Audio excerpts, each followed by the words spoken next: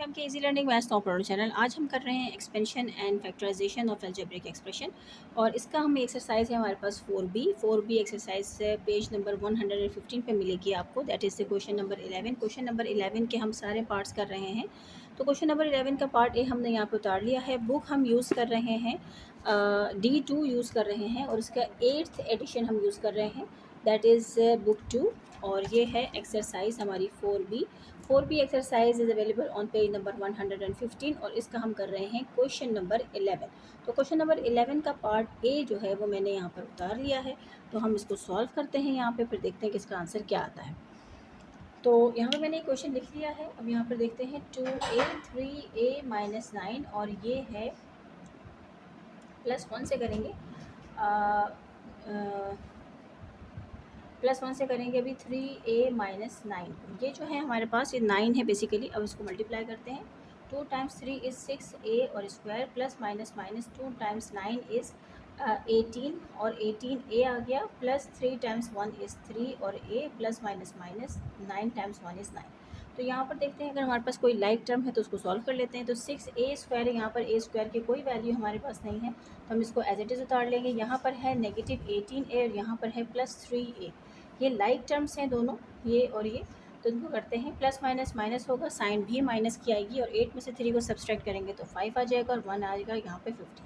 तो ये हमारे पास आ गया है -15a और -9। तो ये जो है हमारे पास इसका आंसर आ गया है, क्योंकि यहाँ पर और कोई भी कांस्टेंट वैल्यू नहीं है जिससे हम इसको फर्दर सॉल्व कर सकें। तो इस तरीके से अभी हमने क्वेश्चन नंबर 11 का जो पार्ट ए है उसको हमने सॉल्व कर लिया है और उसके अकॉर्डिंग हमारा आंसर आया है 6a² - 15a - 9। मैंने अपनी प्रीवियस वीडियोस में मुख्तलिफ जो है वो ग्रेड्स के अब स्टार्ट किए हैं कि हम मुख्तलिफ वर्कशीट सॉल्व करेंगे। तो इंशाल्लाह कल जो है मेरे लाइव होगा जिसमें हम अपने वर्कशीट सॉल्व करेंगे ग्रेड 7 की। तो आप सबसे जो है वो मेरी गुजारिश है कि आप लोग जो है वो मेरे वीडियो के साथ जो है वो जुड़े रहें और ताकि जो है आप उस वीडियो को देख सकें और क्वेश्चंस को समझ सकें। तो चलिए क्वेश्चन नंबर 11 के पार्ट बी की तरफ चलते हैं। क्वेश्चन नंबर 11 के पार्ट बी में जो है हमें क्वेश्चन दिया हुआ है उन्होंने, ये है बी। तो पी जो है क्वेश्चन है 5b - 2 bracket close, that is 5b + 7। So now I am going to multiply 5b to the whole bracket.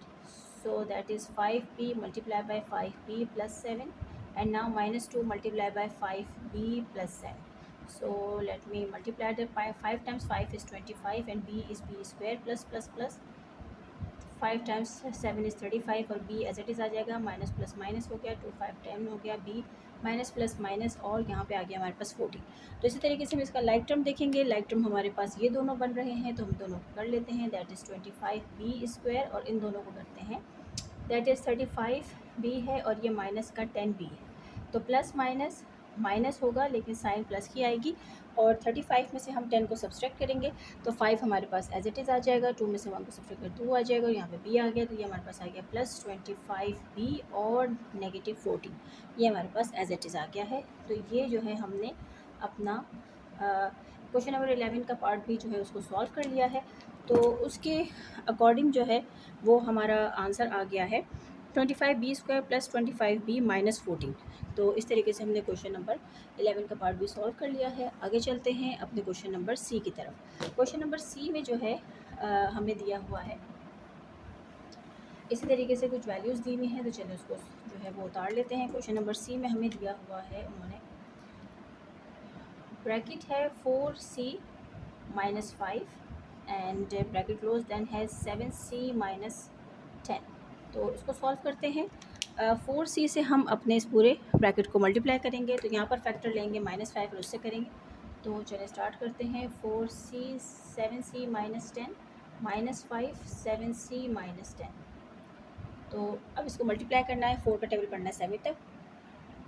तो ये हो गया 28c² plus minus minus 40c plus minus minus 35c minus minus plus and that is 50। यहाँ पे हमारे पास कोई भी variable नहीं है तो इस तरीके से आ गया है। तो यहाँ पर जो है ये लाइक टर्म्स बन रहे हैं हमारे पास, -40c और -35c। तो देखते हैं, minus minus plus, sign minus की आएगी, होगा भी प्लस। तो ये हो गया 5 और ये हो गया 7 और ये हो गया c, तो ये आ गया हमारे पास 28 c square minus 75 c plus 50। तो ये जो है हमारे पास इसका आंसर आया है। और एक्सरसाइज 4b का जो है हम पार्ट 11 कर रहे हैं, यानी क्वेश्चन नंबर 11 कर रहे हैं, और क्वेश्चन नंबर 11 का भी हमने पार्ट सी जो है उसको सॉल्व किया है। तो हमारा आंसर आया 28 सी स्क्वायर माइनस 75 सी और प्लस 50 आ गया है। तो अब यहाँ पर हमने क्वेश्चन सॉल्व कर लिया है। क्वेश्चन नंबर 11 के जो है वो A B C D F E F जो है वो पार्ट्स हैं, सी तक हमने सॉल्व कर लिए हैं, डी पर हम मूव करते हैं। तो आप लोग मेरी वीडियोस को यहाँ पर स्टॉप करके अपने क्वेश्चंस को चेक कर सकते हैं, ट्राई कीजिए पहले खुद से सॉल्व करने की, वीडियोस को ऑन करके, और फिर उसके बाद देखें कि अगर कोई मिस्टेक होती है तो फिर आप मेरी वीडियो को ज़रूर देखें वहाँ पे कि कहाँ पर जो है आपने मिस्टेक कर दी है या कहाँ पर आपको कोई भी कन्फ्यूजन है, तो यू कैन चेक दैट। तो आगे चलते हैं, नेक्स्ट क्वेश्चन में उतार रही हूँ, दैट इज़ 11D का पार्ट डी। 5 माइनस ये है 2D। क्वेश्चन को बहुत गौर से उतारना है, देख के उतारना है, क्योंकि ज़रा सी मिस्टेक यानी ऑपरेटर की या नंबर की कोई भी मिस्टेक होती है तो हमारा क्वेश्चन को पूरे को गलत कर देती है। तो एक मरतबा फिर दोबारा से चेक कर लेते हैं कि क्वेश्चन क्या है। 3D plus 14 5 minus 2D। तो चलिए सॉल्व करते हैं इसको। तो 3D जो है मैं यहाँ पे निकाल लेती हूँ, 5 माइनस 2D से सॉल्व करती हूँ, प्लस 14 यहाँ पे ले लेती हूँ, 5 माइनस 2D को सॉल्व करती हूँ। तो यहाँ पे हमने मल्टीप्लाई करना है, तो 15D आ गया, plus minus minus 3 times 2 is, अच्छा यहाँ पर देखें 3 टाइम्स 2 इज़ 6, और यहाँ पर आ गया हमारे पास डी स्क्वायर। अब यहाँ पर है प्लस, और इसको करना है 14 को करना है 5 से, तो ये हमारे पास आ गया है 70। यहाँ पे कोई भी नंबर नहीं है, तो जो है हमने एज एट इसी लिखना है, प्लस माइनस माइनस हो जाएगा। और अब हम करेंगे तो 2 को करेंगे 14 से तो 28 आ जाएगा, करके भी देख लेते हैं। तो ये आ गया हमारे पास डी। तो अब हमने देखना है नंबर्स को हमारे पास जो है वो इसको हम थोड़ा सा रीअरेंज करते हैं।